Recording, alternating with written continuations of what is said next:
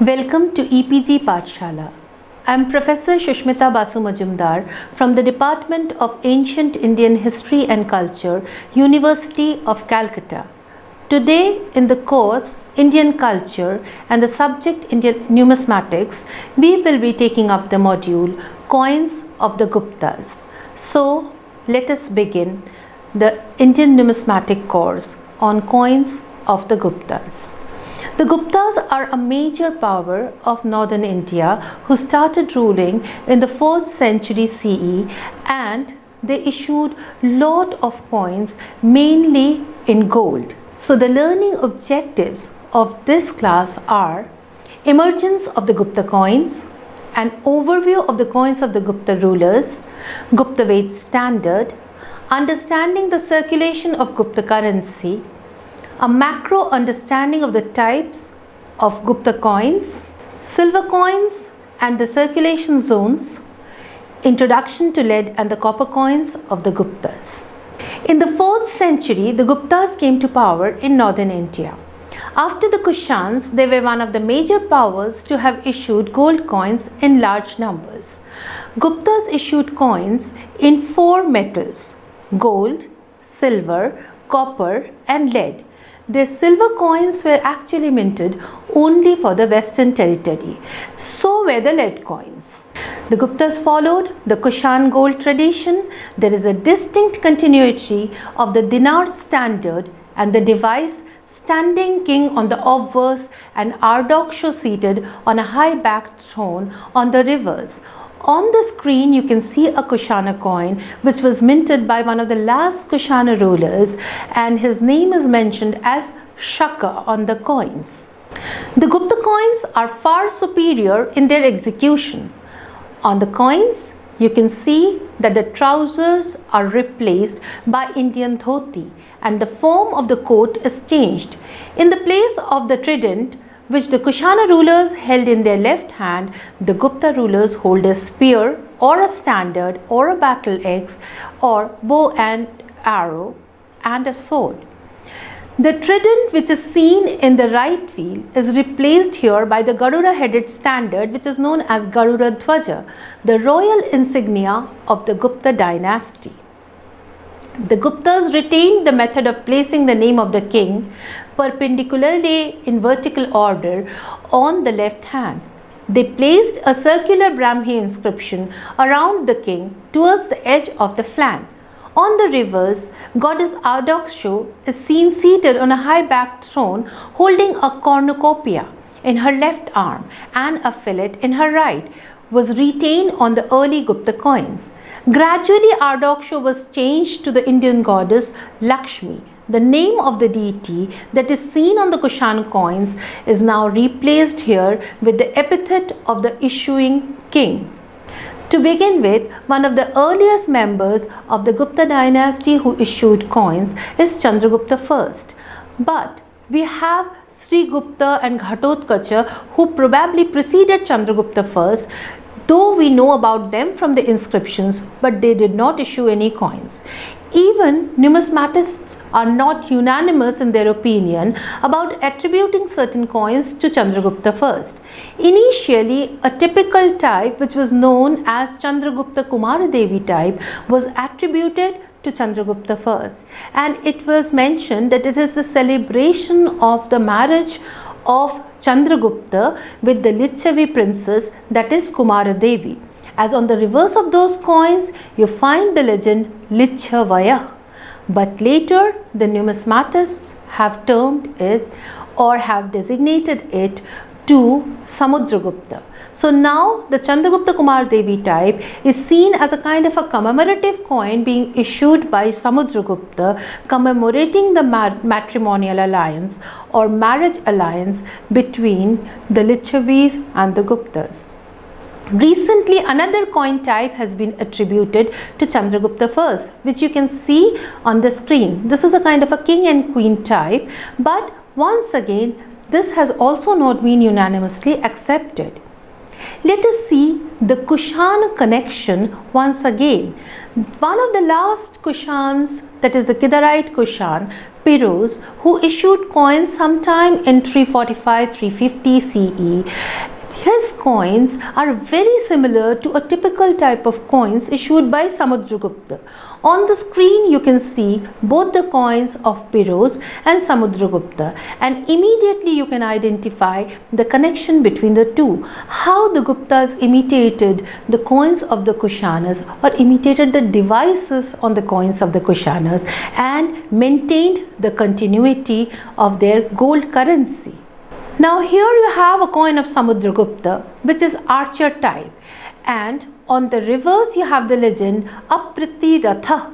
The most common Gupta coin type is the archer type, wherein the king is shown holding a bow in his left hand. This type was issued by the rulers of the dynasty, almost all of them. Now we move on to another type, which is known as the scepter type or the standard type.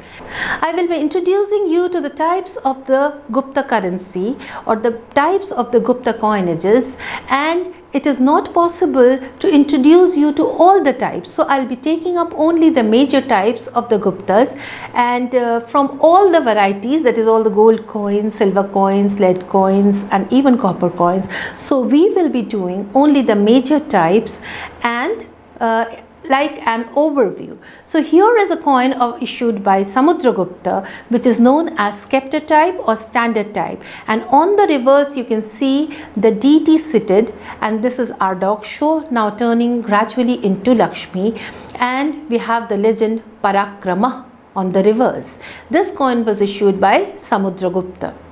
Here on the obverse you can see the king standing left, holding bow in the left hand, while right hands hold an arrow. Garuda standard is on the left, Samudra written beneath the king's left arm, and you can also see a long legend which has been displayed here. It reads Aprati Ratho Vijitya Shiting Shucharitair Divang Jayati. On the reverse you can see the goddess seated on a high backed throne as in the Kushan coins, holding a fillet in the outstretched right hand and a cornucopia in the left hand. And as I mentioned, on the left is the legend Parakrama. This is another type which we have mentioned as issued by Samudragupta, and this is known as the king and queen type or the Chandragupta Kumardevi type. On the obverse you have the names of Chandragupta and Kumardevi, and on the reverse you have the legend Lichavaya, celebrating the marriage alliance between Chandragupta and Kumardevi. This is now attributed to Samudragupta. Now let us move to another type which is popularly known as the battle axe type. On this type you can see Samudragupta standing, and the legend on the obverse reads Samudra, and on the reverse you have the goddess seated, and the legend is Kritanta Parashuh. Samudragupta had issued these types which may be placed in this series. He holds a battle axe, his right hand is on his hip, and to his right stands a dwarf. On the reverse you can also see the monogram, which again is a continuity of the Kushan monograms. So here it doesn't have a meaning altogether, but this is just the continuity of the vestiges of the Kushans. Now this is a very popular type which is known as the Ashwamedha type, and on the Ashwamedha coins you can see the horse standing in front of a yupa or a altar, and on the reverse you can see a chauri bearer standing, and it reads Ashwamedha Parakrama. On the obverse we have a long metrical legend which has been displayed here. Samudragupta and Kumaragupta first had also issued special coins for distribution as dakshina or fee amongst the priests who had participated in the Ashwamedha sacrifices. These coins portray the special horse before the yupa or the sacrificial post on one side and the goddess of victory Vijaya with a fly disc on the other. On some of the Ashwamedha type coins, we also find the legend Hayamedha Parakrama, which also means, Haya also means the same as Ashwa. Now let us see another type issued by Samudragupta, which is popularly known as the lyrist type. Here Samudragupta is shown as playing a veena, and on the reverse you can see the goddess seated on a wicker tool. This is the tiger slayer type coin of Samudragupta, and on the reverse you can see the legend Raja Samudragupta. Here Samudragupta is seen as slaying a tiger. Another popular type is also known as the Kacha type. There is again a controversy about the attribution of these coins. Some believe that Kacha was a contender of Samudragupta and he issued coins in his own name.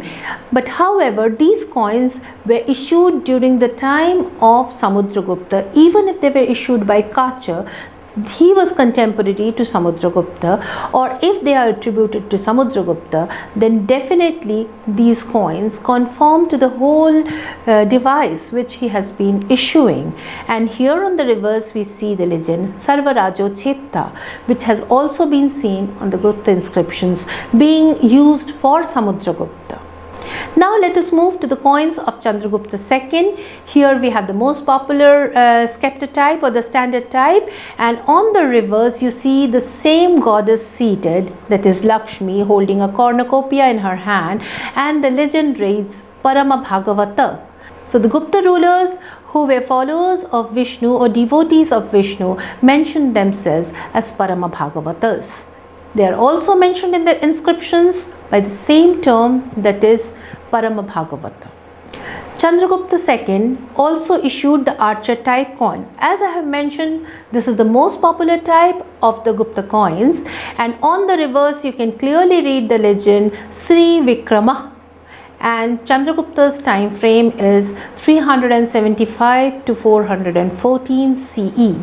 Here gradually on these coins you see that Ardaksha is now turning into Lakshmi. So a major Indianization process actually started with the coins of Chandragupta II, because what we had seen earlier is the continuation of the Ardaksha type from the Kushan coinage, but here Ardaksha has been turned to Lakshmi and she is now seated on a lotus. So this is an indication of the Indianization process which Chandragupta II started.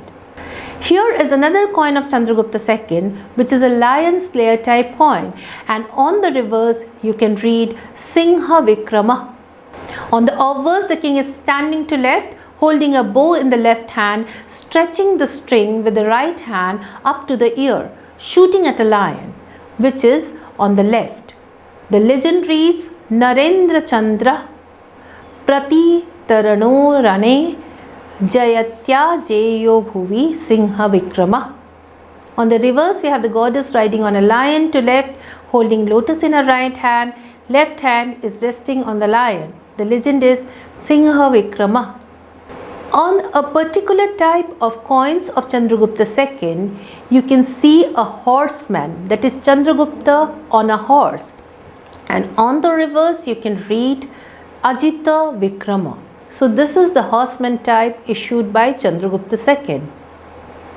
Chandragupta's Chhatra type coins are very interesting, and here you have the legend Vikramaditya. Here you can see a dwarf holding a chhatra or a parasol on Chandragupta.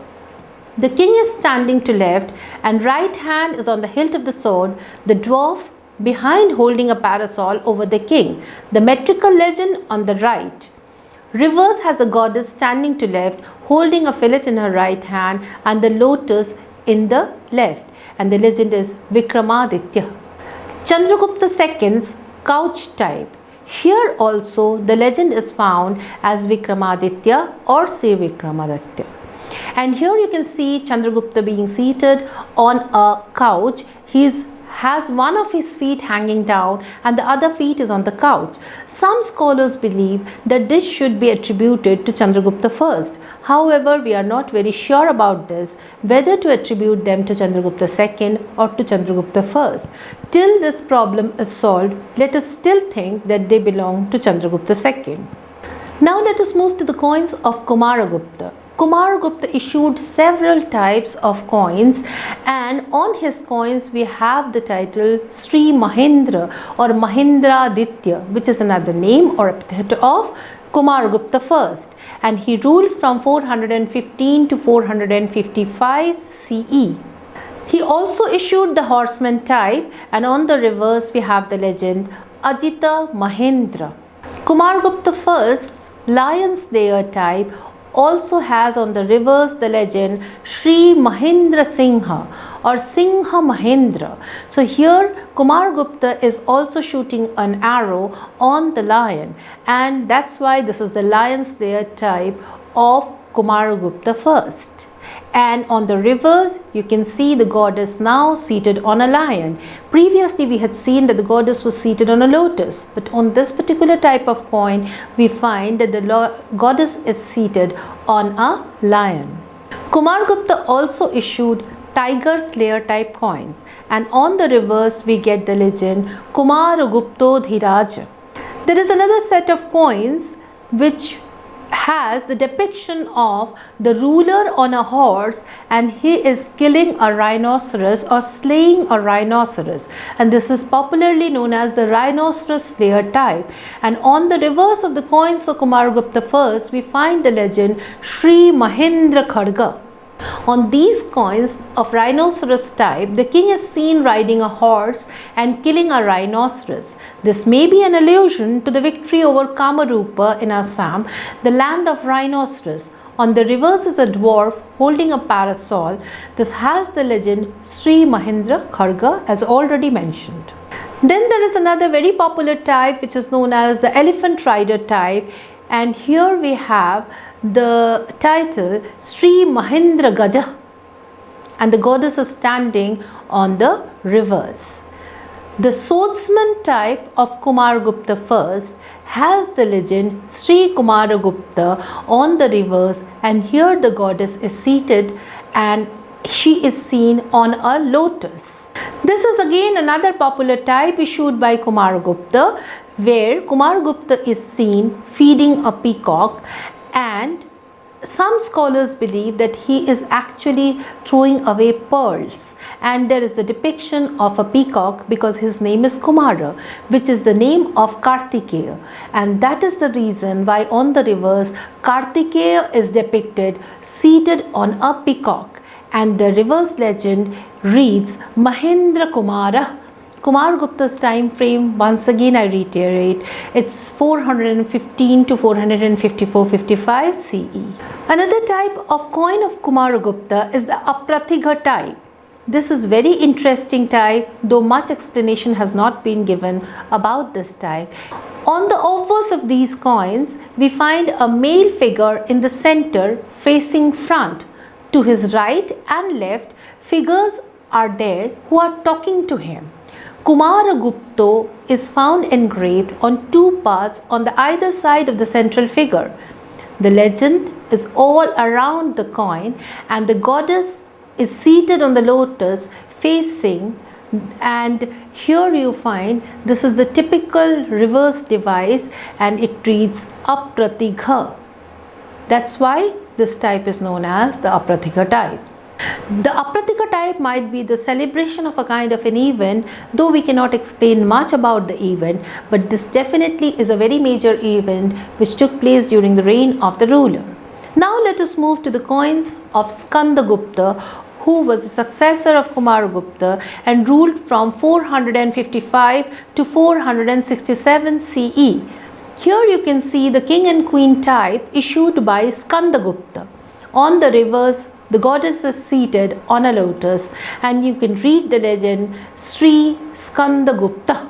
So we have just seen few major types of gold coins issued by the Guptas. Now on your screen is a very interesting coin which was attributed to a Gupta ruler till now, but now recently scholars have shown that this particular horseman type was not issued by the Guptas, rather it was issued by the Hunas, and Prakashaditya can be attributed to Toramana, as the legend on the coin reads Avanipati Toramano Vijitya Vasudhang Divang Jayati, and then you have the legend on the rivers Shri Prakashaditya.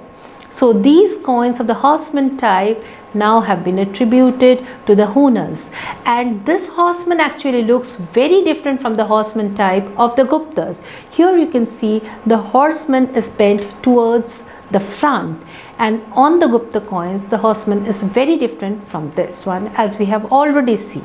Now let us move to the silver coins of the Guptas. As I had already mentioned that the Guptas issued silver coins only for their western territories, but some silver coins have also been issued for the central Indian territories. So let us see the coins, that is the silver coins of the Guptas.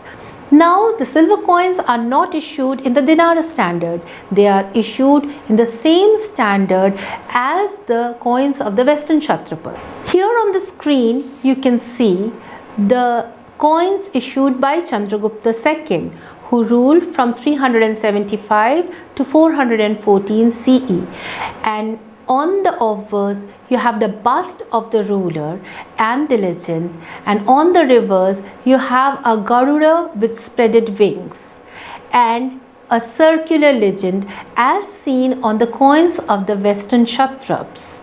So Chandragupta II, who defeated Rudra Singha III, a western Kshatrapa ruler, imitated the coin type of this western Kshatrapa ruler, so much so that even his portrait or the bust resembles that of the last western Kshatrap ruler.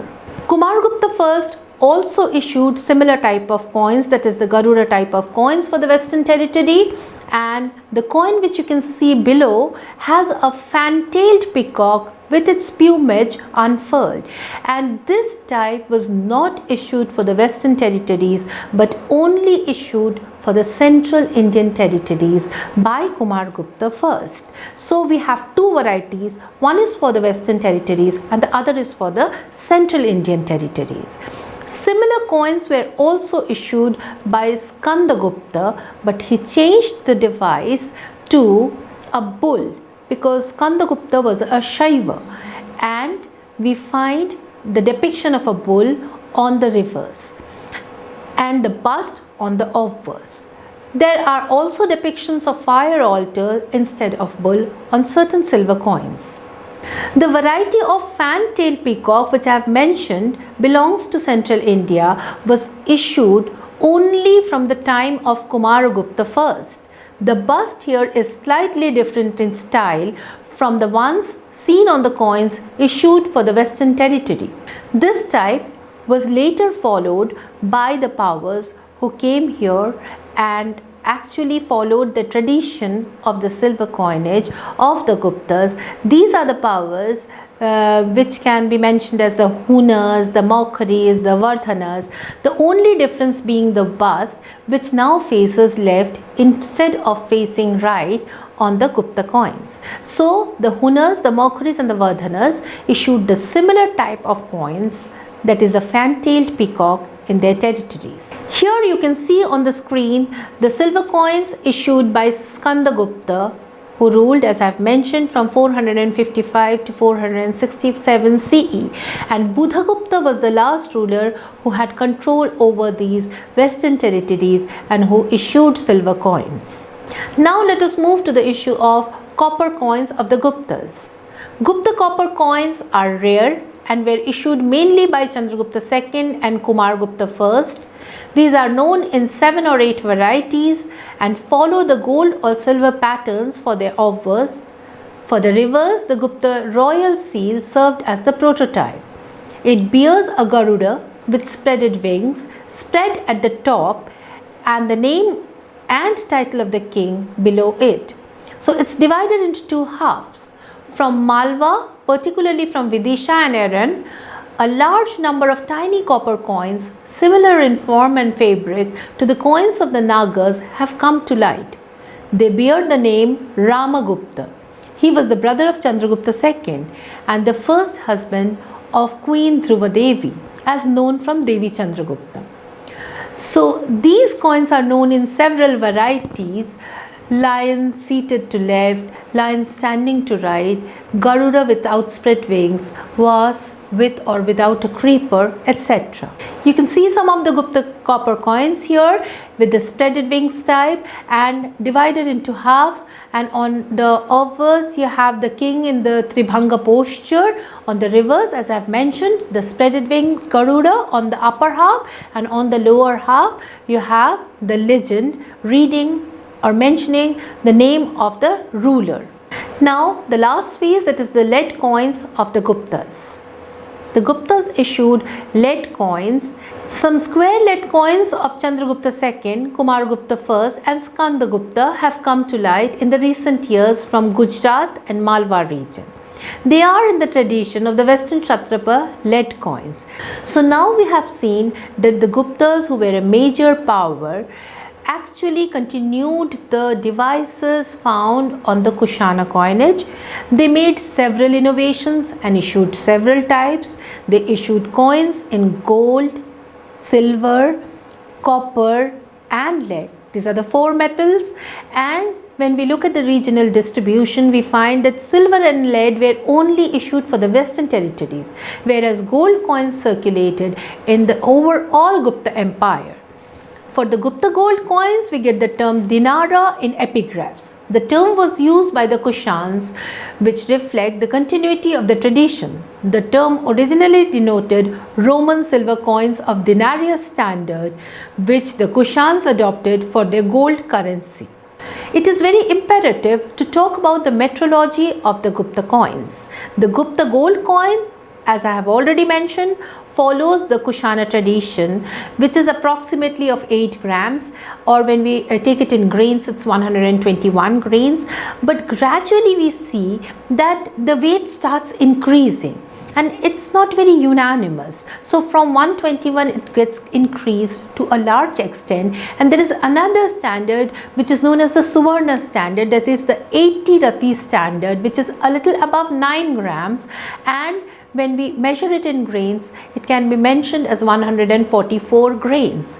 So Skandagupta apparently abandoned the dinar standard of approximately 8 grams and changed it to the Suvarna standard. This is one of the notions which you will find in all the textbooks. Some gold coins are of abnormally low weight. These coins weigh around 95 to 110 grains, and these have been found all over the Gupta Empire.